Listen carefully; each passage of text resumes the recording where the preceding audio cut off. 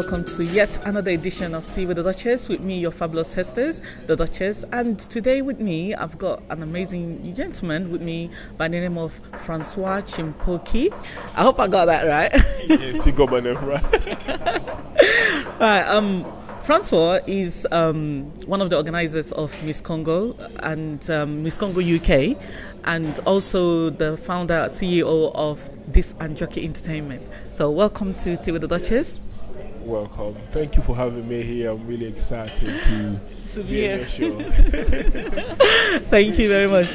I know. I want to drink this nice tea, so I've been seeing a lot of people coming through, and today I'm going to get a chance to taste this. I tell you, believe it, this is just the best of the best. Yeah, I think it's the best, especially the cake. I know, it the looks cake. amazing. Yummy. We're gonna try. No problem. So, let's talk about you. For people who are watching and who don't know you or who are not familiar with you, could you introduce yourself to them? My name is Francois Tshimpuki, but a lot of people know me as Francois. They know me as Francois because when I came to the UK, people were finding it hard to pronounce my name, because it's a French name. So I said to them, just call me Francois, and since then my name has been Francois. Myself, I am Congolese. I'm from Congo Kinshasa, DRC, and I arrived in the UK end of '99. I arrived here for educational purpose. After that, went college. During my time in college, I kind of engaged myself into negative activity. Really, I was like any other young person. I kind of lost my way, but because I still had some values and principles that my parents instilled in me when I was young, that kind of kept me on the ground. I had my parents always talking to me, telling me, listen, you're here to study. What kind of example are you giving to your younger siblings? You need to fix up. And that kind of dawned on me, so I kind of thought, okay, I'm here and I need to set an example to the younger ones, and me getting into all this bad activities is not going to help. And I decided to change my way. I changed my way and decided to focus on my studies, focus on my college. Finished college, I got myself full-time work at JD Sports, where I worked. I think I worked for like I was working the part-time while at college, but after that I worked there for like a good 2 years. So altogether I was working in JD for like 5 years. And then from there, I went university. I studied sports development, and I decided to combine it with international development in my second year after going back to Africa after 11 years. So because when I went to Africa, I was kind of shocked, to see old friends and family, relatives that were still in poverty. You see people that were born in Congo, they grew up there in the 40s, but they don't know the 9-to-5 kind of lifestyle. They don't have any jobs, they don't have anything, to look up to. For them, is waking up, staying at home all day, wait for food to be cooked, eat, and then wait for another thing, and then go to bed. So I thought, okay, let me go back to London and try and understand how African economy works, how things work, so I can come back and create some sort of employment and help those people around me. So I came back, I studied international development, I graduated by the end of 2009. I finished my studies, and then after that, I was working. At the same time, I was working as a youth worker, because at that time I think I was a youth worker for a good 6 or 7 years, because I worked as a youth worker in the Barking and Dagenham Borough, and I was working for an organisation called Crime Concern, but now they're called Cash 22. So what we were doing was mostly prevention work. We were helping keep young people that were getting into trouble, keep them out of trouble, really. So we were trying to prevent all this trouble happening in the borough. And me myself being a troubled youth, so I knew what was going on around those people, because I lived in Barking and Dagenham for 11 years. So when I finished that, my youth work kind of ran out, really, my contract ran out, because the government, when the Tories got into power, they changed the law and stuff, and some of our contract was taken away from us, and I had to obviously be released from my work. So at the same time, I was doing my entertainment thing part-time, and the entertainment thing, we started it basically in 2010. No, 2009, it was summer 2009, I decided to get into entertainment. I first It was me and a colleague of mine. We decided, okay, we're going to do this entertainment thing. And when we started, it was just a little, we'll go into detail with it, but I'm just trying to explain. It was a little project that we thought, okay, let's just do this DJing service. That's why it's called Disc and Jockey Entertainment. Let's do this DJ service to provide DJ to other party events and stuff. But the DJ side of it didn't really work out, so we decided, okay, if the DJ thing is not working, then why don't we incorporate all this other event stuff and start doing events, and after that we decided to go on the media side of it, started to do the media, and then it took time. Building, it took time, and now we're here, people know what Disc and Jockey is about, what sort of stuff we do, and it's just been a good battle to get where we are now, and we're still fighting because we're not the best yet. We're striving to be the best, but we're gonna get there. So that's the summary of who I am really. At the moment, I'm self-employed. I work for myself. I'm running two successful business, which is entertainment business, and also I have a Congolese media news website. It's one of the top 3 Congolese media in the UK. It's called voiceofcongo.net. So these are sort of things that I do, and I've been back to the Congo 3 or 4 times, and I've set up a couple of businesses in Congo to help people. Like I said from the beginning, my aim was to go back and help those that are so struggling. So that's me really. Just I'm a person that cares about others, and I work with a small team of, there's about 6 or 7 of us, and we also have other people that try to help. So I work with a small team of people, and I like to empower the younger generation. I want younger generation to have role models, to have people to look up to. I want people to see that, okay, if Francois can do that, or if that person can do that, I can do it too. So I'm that sort of person. I'm a people's people. Wow. Well done. I know you set up Miss Congo. And most times people think, why beauty pageant? Why set it up? What difference is beauty pageant going to make? So why have you set up this Miss Congo? Yeah, with the Miss Congo, it's a bit of a long story. Like I said, when I decided to do a Disc and Jockey Entertainment thing. The Disc and Jockey Entertainment came mainly from us getting feedback from I think there was an event here in the UK that was the Congo Independence in 2009 that was organised by other event organizer. At that time I was in Congo. So when I arrived back, people were complaining. They were saying, we spent a lot of money, the event wasn't well done and stuff. At that time I wasn't into events. So people kept on saying to me, you can do better because you know a lot of people. And then I believed it, but I wasn't really keen because at that time nobody knew me in the entertainment thing. So when I got into it, we decided to do the independence. A lot of people were quite skeptical. They were like, are they going to get it done? They don't know, no one's not going to work. And, if I tell you today that one of the persons that had faith in me, that believed that I could get it done, was not Congolese, was a good friend of mine, Ebenezer Teferi, an Ethiopian guy, that had faith in me, and he decided to put his money into it, saying that, it's going to happen. I'm going to support you. We started it, both of us. We started promoting the show. We started doing things, and when people saw that, people in general, they like to get involved when something's already out there. But when the buzz was getting out there, that's when other people started to contact us. People wanted to get involved, and then I had some family people that wanted to support, and I had friends that came in. So it was at first the Congo Independence. Then when we were having a discussion, people were suggesting, why don't we include a fashion show? Because at that time, the last Miss Congo was done in 2006.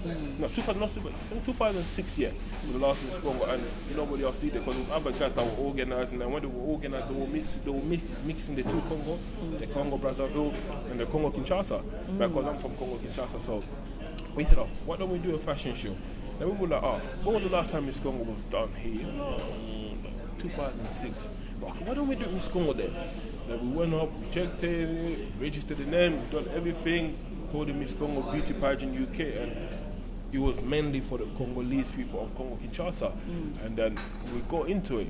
When we got into it, for me, really, other people maybe in the team thought it was just going to be a competition for the girls and stuff.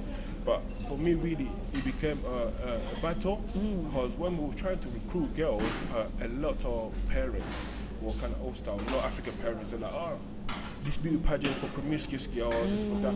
So for me, it became a fight where I wanted to show those parents or those critics that the beauty pageant is not just for promiscuous girls. Beauty pageant can be an ambassador. She can go out there and represent the community in the right way, and that's been our aim. With the Miss Congo, we've been striving to make sure that the winner gets out there and does the work properly and represent the community. If she has to do charitable work, she will have to do it. If she has to fundraise for people, if she has to write to the MP to talk about specific issues that's going in that Congolese community here in the UK, she has to do it. And if there's stuff going back home that's not pleasing people, she needs to speak up to raise awareness about what's going on. And we've been able to manage that properly in the last 3 years, where we had our pageants attending different Africa events and speaking about the issues back home, attending charitable events. They've worked with the lap of Justina Mutwale, a positive runaway. We've worked with Pauline Long. So we've worked with a lot of people, even your other colleagues from Russia. We've worked with her as well. So we've been trying to change that image, and that's been a struggle really. And to be honest, if it was just a pageant business, because a lot of people think we make money from doing a pageant, but I'll tell you the truth, sometimes we lose money. And if it was just for money's sake, I wouldn't be doing a beauty pageant thing. But for me, it's more of a fight to show people that, listen, the beauty pageant is not just about girls coming and showing the beauty. Beauty pageant, having an African woman that can stand up out there and represent African ladies in the right way, and show them that, listen, we're Africans, we're here, we need to stand up and fight for our rights and fix stuff up. So that's what I'm doing, Miss Congo. Wow. There's so many political issues, obviously, surrounding Congo, and some people have heard say, oh, why are we here celebrating? Because I know you have the independence coming up. Like, why are we here celebrating when things are going wrong back home? What do you have to say about that? There's no way you've mentioned here that last time I was embarking, I nearly lost control, because I had people coming to me, how can you be organizing this? How can you be organizing the beauty party? How can you be organizing when people are celebrating? And I looked at those people, and those people that were criticizing me in terms of doing any activity for the Congo, for the better of the Congo, they don't do nothing, but they're quick to point fingers. So it was like a shock to me, saying, well, you here to criticize me, what have you done for Congo? So what I can say to those people is, first of all, in the UK here, we all live our life, we're independent. I'm independent, I don't depend on nobody. So on that day, first and foremost, I'm celebrating being Congolese in the UK and being independent, not dependent on no one. And second of all, a hero, the person that struggled for the independence, he died believing that he got us the independence.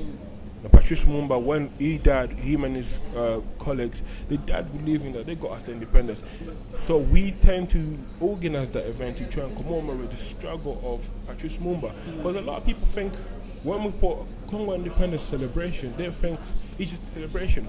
But we use that event for many purposes. If you come to those now, you wasn't there last time, you could have witnessed it. But if you come on those nights, what we do, we tend to have poetry, strong poetry, with people saying strong words and passing on messages. Because on those nights, we have not only just Congolese, we have other nations, we have Nigerians, even some British people that come. So we try to pass a message, we try to show the people, listen, we might be celebrating independence here, but we're still not independent in some way.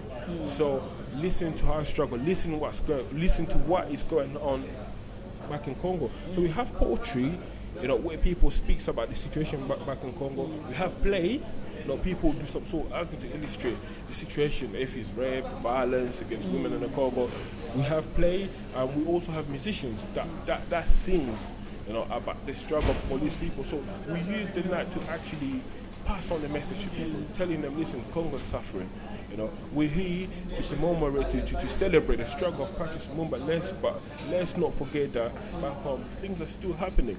All these events last year it was one of the biggest events we did, and because it was in Camden Center, so it was packed. The event was packed. People came. We had charities. We had community leaders that supported it. Community leaders that went up and spoke about the issues in the community. because these sort of events is the only place where you can get a lot of young Congolese that usually are not interested in Congolese politics or Congolese issues back home together. So when you get them together, it's the only opportunity you can actually speak to them and say to them, listen, this is what's happening in your country.